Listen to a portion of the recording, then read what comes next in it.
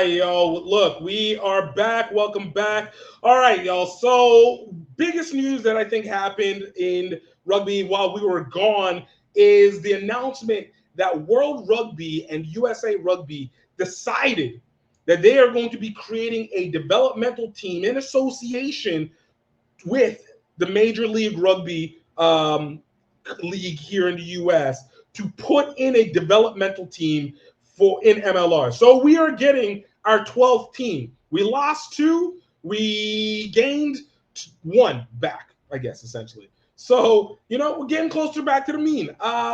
This is one that I think has been really, really touchy. There's a lot to be able to take from it. I don't feel like I'm qualified enough to do this just by myself. So I want to bring on our special guest onto this. He is a former coach. He has been playing rugby his whole life. He is a rugby entrepreneur.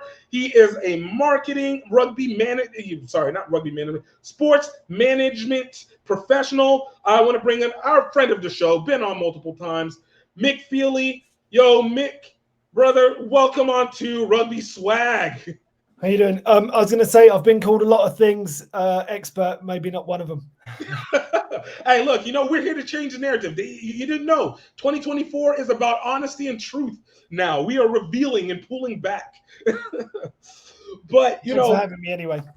Hey, man, it's a pleasure. So, obviously, we're talking USA Rugby, World Rugby, announcing the news about creating an MLR team to be able to help develop guys who haven't been able to play as much simply because of the fact that they say that MLR's international numbers disproportionately do not help USA players. And I know this is a position where you've spoken a lot about the impact of USA Rugby in the development of rugby from a grassroots level and what the actual job World Rugby should do. For you, whenever you first heard about this news, what were your thoughts about this? I mean, at the time, it was just like, oh, what are we doing? More of the same, top down. I think, having a little bit of time to think about it, you can see some of the sense in it. First of all, it still is the top down, so chasing after market and dollars, TV money, stuff like that. Like, yes, a lot of that will come, but we're stepping over dollars to pick up dimes at the moment, and we should think about the grassroots and what that market represents in terms of things they actually need, and then sell it to them, like kit and equipment. Said that before, but in terms of sort of a step towards the grassroots, it's a good idea because it's a development program to some extent, but at the same time, it's in a professional competition, so they'll have to meet certain standards. They don't get a pass just because it's USA Rugby or World Rugby or anything like that. Fans will want to be entertained. They'll want them to be successful. It's a necessary step on the pathway, though, as well. Like if you think about who the players are purported to be, they're the stars of tomorrow when the World Cup comes. There is some sense to it. Again, though, it's let's assume they paid the $7 to $10 million in a franchise fee. That's good. That helps the league, especially having other teams drop out. But that $7 to $10 million that could have been spent on building infrastructure to support a participation boom, because none of it exists. There's more clubs in Ontario with clubhouses than there are in the whole US. We've got no running water. So I would just challenge them to say, okay, if you're going to invest that money in a team, spend the same or more on building out a base. I do. I like it, and I'm in agreement with a lot of that, especially when it comes to creating the base. Because I think for me, the biggest issue had been what is the end game purpose that you want? Is it to just have the players be the best, or do you want to have an audience that can be able to support a team that can be the best? And we know a lot of this goes to the Rugby World Cup. For you, a lot of people will say, and you kind of spoke to this.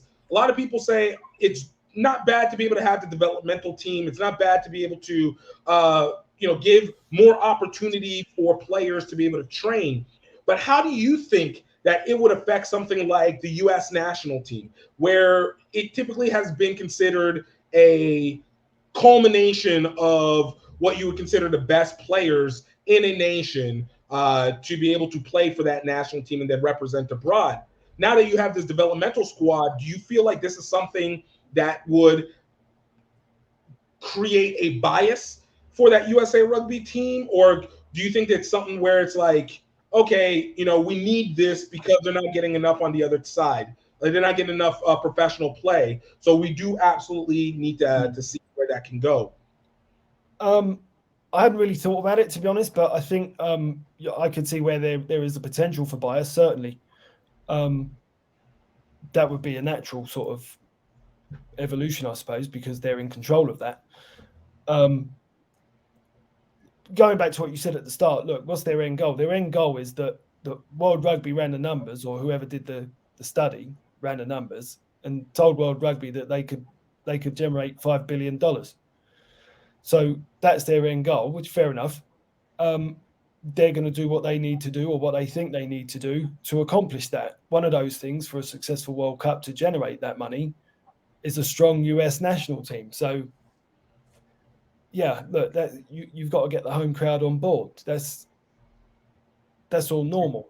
I just think that US rugby in general, in terms of infrastructure, facilities, because it's so spread out, so big, like we're just starting a lot further behind than people realize. And again, from where you've researched, and we've talked about this behind the scenes, and I love it. From where you've researched, we talk about the population of rugby fans that exist in the U.S. and to some extent what we take from around the world. It's only me and you, isn't it? Say that again? It's only us two, isn't it? A couple others.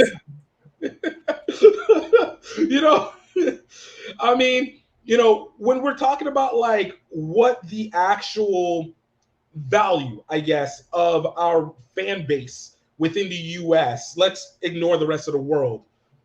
You speak on something where it's about selling back within. What is that importance that, from your perspective, and with a little bit more depth, that World Rugby's focus, or USA Rugby's focus, should be on not just creating a stronger grassroots, but creating the commerce within it to be able to support the subscription base, if you want to say, for the future of the sport itself? Well, it used to be their job to do all of those things, but it's not anymore. They devolve power. So after the bankruptcy and the restructure, now you've got USA Club Rugby, Youth and High School Rugby, and USA Collegiate Rugby / NCR and Alphabet Soup. But USA Rugby was very fortunate in that they basically absolved themselves of any true responsibility. I think again that we're weaker divided. I've said that many times, and I think that if World Rugby or if USA Rugby wants to own a professional franchise, then be a professional franchise. Don't be the national governing body. I don't think it's a job of a national government. Like, how many other national governing bodies or world governing bodies own a franchise or a team in a league? Like, if I was Canada, I'd be a bit upset right now because the Arrows sure could have done with this. So could New York. True. Everyone. True. Where was the investment that could have been gone into those? Irish or Jersey Reds or you name it, however many clubs have gone belly up in the last 2 years. So look, that's what I mean when I say it's more of the same. It's putting all your eggs in not necessarily in one basket, but pulling all your resources up to the top, making it top heavy and unstable. That's part of the need for recycling revenue into the base. We'll see what happens. I think, man, I love it. I love it. The Netflix stuff was awesome, and I think that's brilliant. That's clearly CVC having an influence. Think about the timing of it. You get to watch an entire Six Nations before the Six Nations. Right. Honestly, look, it's on the inside, right, where we all want to be. We all want to be in the locker room. We all want to be in the huddle or on the training pitch. Like, fantastic. But that's what a good idea. Like, I just credit where credit's due.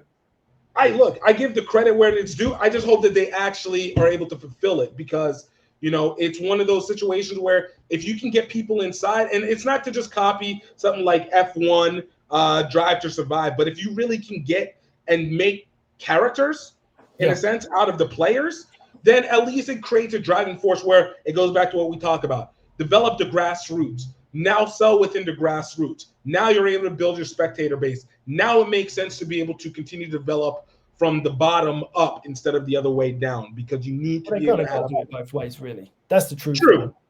That's true. And but without over focusing. Yeah. And I mean, it's sort of, I'd heard a while ago that there was a potential for things to move to Charlotte anyway.